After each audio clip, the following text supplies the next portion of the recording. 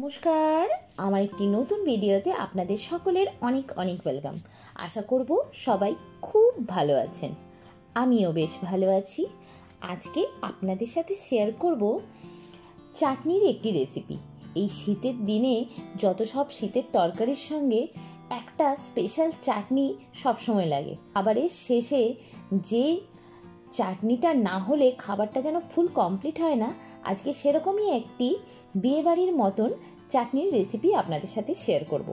তার জন্য এখানে নিয়ে নিয়েছি 1 কিলোর মতন টমেটো। আমি অনেকটা চাটনি এটা বানিয়ে রেখে নেব। এই চাটনিটা স্টোর করে 1 মাস পর্যন্ত রেখে নিতে পারেন, কোনো প্রবলেম নেই, খুব ভালো থাকে। গ্যাসে কড়াইটা চাপিয়ে দিয়েছি। কড়াইটা গরম হলে দিয়ে দিলাম 2 চামচের মতন সর্ষের তেল। 3টে শুকনো লঙ্কাকে ভেঙে দিয়ে দিলাম। 1 চামচের মতন 5 ফোড়ন আর একটা তেজপাতা।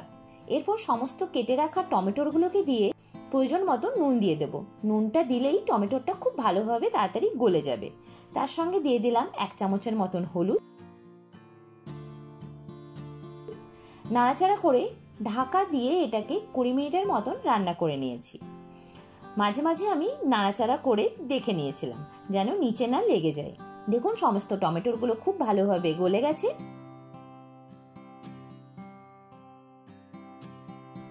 এরপর একটা লেবুর রস বার করে নিয়েছি, সেই লেবুর রসটা দিয়ে দিলাম। আবার কিছুক্ষণ এটাকে নাড়াচাড়া করে দিয়ে দেব 2 ভাগ করে রাখা কাজুগুলোকে। এরপরই দিয়ে দেব প্রয়োজন মতন মিষ্টিটা, হাফ বাটির মতন এখানে চিনি দিয়ে দিলাম। আবারও ভালো করে মিক্স করে একটু ঢাকা দিয়ে রান্না করে নেব চিনিটা পুরোপুরি গলে যাওয়া পর্যন্ত। এরপর দিয়ে দিচ্ছি একটু পরিমাণ তেঁতুলকে জলে ভিজিয়ে রেখেছিলাম, সেই জলটাকে ভালোভাবে ছেঁকে জলটা দিয়ে দিলাম। আমি এখানে টক ঝাল মিষ্টি চাটনি বানাচ্ছি, তার জন্য তেঁতুল দিলাম। আপনারা যদি মিষ্টি চাটনি বানান তেঁতুলটাকে স্কিপ করতে পারেন। এরপর কিছুক্ষণ আবার রান্না করে নিয়ে দিয়ে দিচ্ছি খেজুর, আমসত্ত্ব আর কিশমিশগুলো। আমসত্ত্ব আর কিশমিশগুলো দেওয়ার সময় ভিডিওটা কোনোভাবে স্কিপ হয়ে গেছিল, তার জন্য সেটা দেখাতে পারলাম না। আর কিছুক্ষণ ঢাকা দিয়ে রান্না করলেই আমাদের খুব দুর্দান্ত টক ঝাল মিষ্টি চাটনিটা রেডি হয়ে যাবে।